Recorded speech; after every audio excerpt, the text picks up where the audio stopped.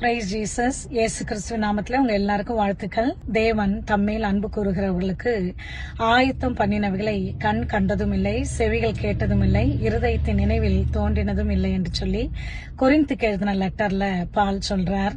இன்னுமாய் Romans 8:28 என்ன சொல்றது அப்படின்னு சொல்லி பார்க்கும்போது, தேவன் மேல அன்பு கூர்ந்து அவரால் அழைக்கப்பட்டவர்களுக்கு சகலமும் நன்மைக்கு எதுவாய் நடக்கிறது. சத்துரு பண்ணாலும், மனுஷால் பண்ணாலும், நமக்கு நாமே பண்ணாலும் எல்லா தீங்குமே தேவன் நமக்கு நன்மைக்கு எதுவாய் நடத்தி கொண்டிருக்கிறார் என்று வசனம் சொல்லுது. அதாவது சால் கிங் ஆன உடனே எங்க த்ரோன், எங்க பவர், யாரெல்லாம் என்ன துதிக்கல அப்படி தேடினார். ஆனா டேவிட் கிங் ஆன உடனே ஆர்க் ஆஃப் கவனன்ட் எங்க இருக்குது அப்படின்னு சொல்லி ஒரு ஒபேத்நேகோ, அவர் பேரு ஒபேத்நேகோ, அவர் பேரு அவங்க வீட்டுல இருக்குது. பிலிஸ்டியன்ஸ் கேம்ப்ல இல்ல, அவங்க வீட்டுல இருக்குது அப்படின்ன உடனே போயிட்டு முதல்ல ஆர்க் ஆஃப் கவனன்ட்ட தான் தேடினார். அதே போல பாத்தீங்கன்னா அந்த ஆர்க்க அவர் ரெஸ்கியூ பண்ணி எடுத்துட்டு வர்றாரு. பாத்தீங்களா, வழியில கூட அது ஒரு கட்டு மாட்டு வண்டியில வைக்கிறாங்க, அதை சரியா ஹேண்டில் பண்ணாம இருக்காங்க.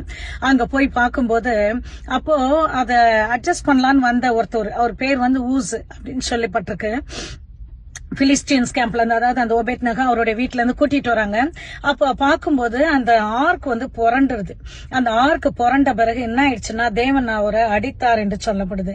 இது கொஞ்சம் டேவிடுக்கே புரியல, என்ன நடந்தது, ஏன் நடந்தது டேவிடுக்கே புரியல.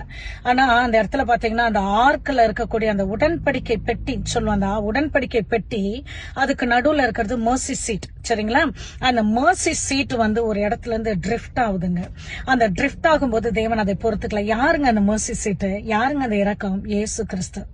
சோ ஆண்டவர் ஒரு மர்சி சீட்டை வைக்கும் போது, மோசஸ்க்கு டேபர்னாக்கிள செய்யும்படி ஆண்டவர் கமாண்ட்மெண்ட் கொடுக்கும்போது அந்த மர்சி சீட்டை பக்கத்துல அந்த செருஃபீம், அந்த செருபீம் அண்ட் செராஃபீம் கவர் பண்ணிட்டு இருக்காங்க இல்லைங்களா.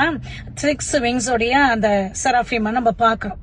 ஆனா இயேசு கிறிஸ்து மரித்த போது, உயிர் தெழுந்த போது மேரி அவரை தேடுறாங்க. அந்த டூம்ல பாத்தீங்கன்னா அவருடைய அந்த துணி கிளீனா அவர் சுருட்டி வச்சிட்டு இருக்கிறாருன்னா 2 ஏஞ்சல்ஸ் 2 பக்கமும் இருக்குது. அப்போ யார் அந்த மர்சி சீட்டு? இயேசுடைய பாடி, இயேசுதான் அந்த மர்சி சீட். இந்த ஹோல் உலகத்துக்கேங்க, சரிங்களா, இந்த ஹோல் உலகத்துக்கே இஸ்ரேல் தான் சென்டர்னு சொல்றாங்க. எடுத்து பார்த்தோம்னா இந்த யூனிவர்ஸுக்கு, இந்த ஹோல் யூனிவர்ஸ், இந்த வேர்ல்டுக்கு இஸ்ரேல் சென்டர். இந்த இஸ்ரேலுக்கு ஜெருசலேம் சென்டர். இந்த ஜெருசலேமுக்கு அந்த ஜெருசலேம் டெம்பிள் மவுண்ட் இருக்கு இல்லைங்களா, கோவில், அந்த மலை இருக்குங்களா, அதுதான் சென்டர். அந்த மலைக்கு எது சென்டர் அப்படின்னு பாத்தீங்கன்னா ஆண்டவருடைய ஆலயம். அந்த ஆலயத்துக்கு எது சென்டர்னு பாத்தீங்கன்னா there are places holy of holies. அப்ப most holiest place தான் சென்டரம். அந்த ஹோலியஸ்ட் பிளேஸுக்குள்ள நிறைய பர்னிச்சர் இருக்கும், நிறைய இருக்குங்க.